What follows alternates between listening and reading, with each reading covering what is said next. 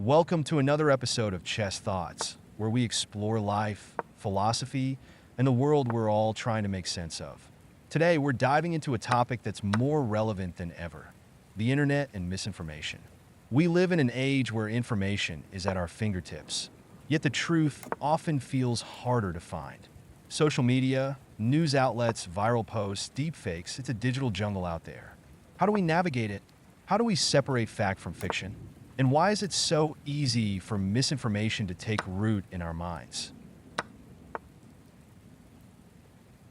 Over the next few minutes, let's reflect on the challenges of our information age and how we can approach it with care, curiosity, and a healthy dose of skepticism.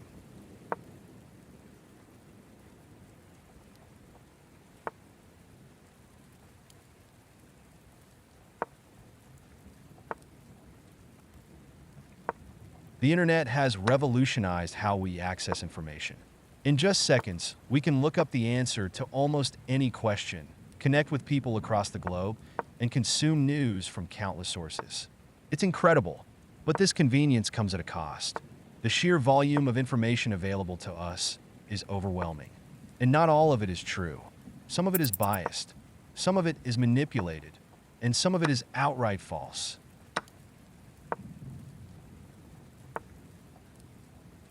The problem is, our brains haven't evolved to handle this flood of information. We're wired to trust what we hear, especially when it comes from sources we perceive as authoritative. This made sense in the past when most of our information came from trusted members of our community. But in the digital world, anyone can sound like an expert.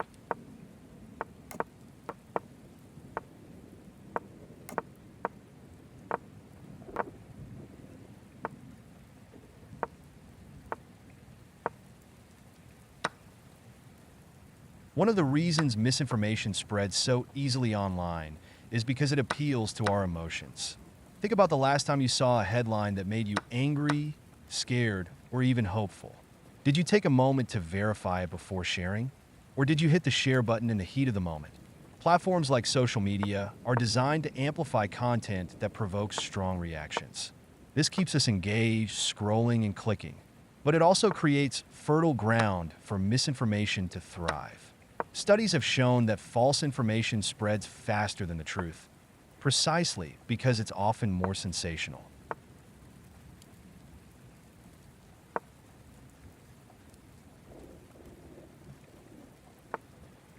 This isn't just an individual problem, it's a societal one. Misinformation can influence elections, public health decisions, and even how we perceive each other. It erodes trust in institutions and creates divisions among us.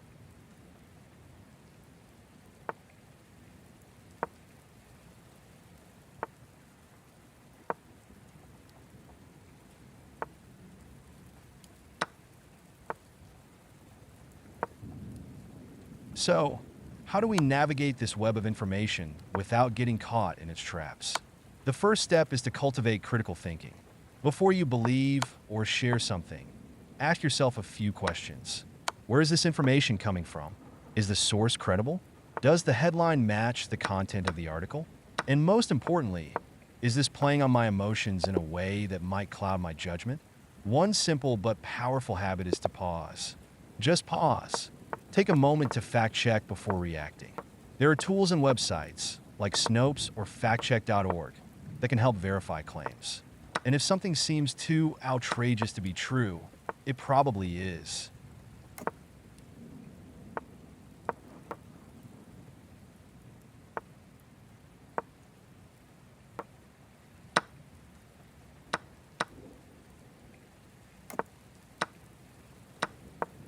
Another strategy is to diversify your sources. It's easy to fall into echo chambers where we only hear perspectives that align with our own. But stepping outside of those bubbles can give us a more balanced view of the world.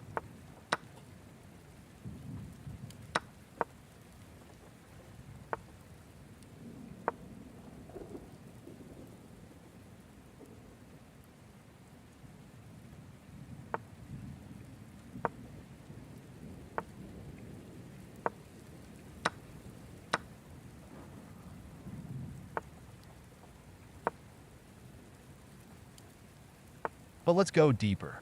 Why do we believe misinformation in the first place? Sometimes it's because we want the world to make sense, and false information often offers simple explanations for complex issues. It confirms our biases, validates our fears, or gives us hope. This is why misinformation isn't just an internet problem, it's a human problem. To combat it, we need to be honest with ourselves about our own biases and desires. What are we looking for when we consume information? Comfort? Validation? Or the truth, even when it's uncomfortable?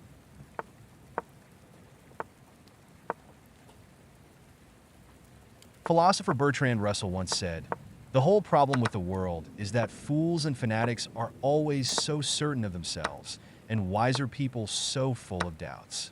The internet has amplified both groups. But doubt, healthy skepticism, isn't a weakness. It's a strength. It's what keeps us questioning, learning, and growing.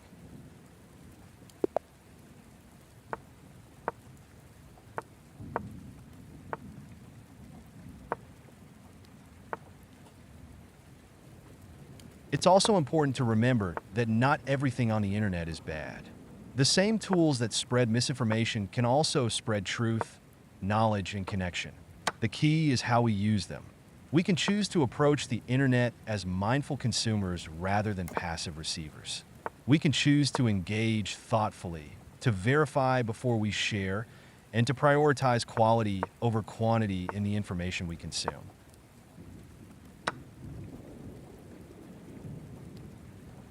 And perhaps most importantly, we can choose to listen. In a world where everyone seems to be shouting, listening is a radical act. It's through listening that we understand each other, bridge divides, and uncover truths that might otherwise be drowned out.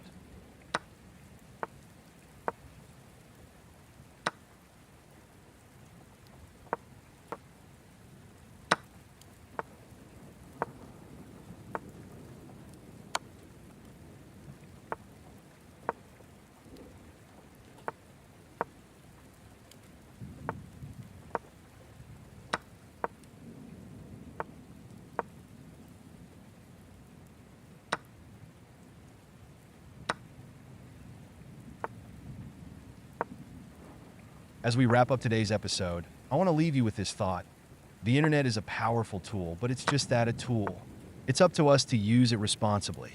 By approaching it with curiosity, care, and critical thinking, we can navigate its complexities without losing sight of the truth. Thank you for tuning into Chess Thoughts. If this episode sparked any reflections for you, I'd love to hear them. Share your thoughts, and let's keep this conversation going. Until next time, stay curious, stay thoughtful, and remember, truth is worth seeking, even when it's not easy to find.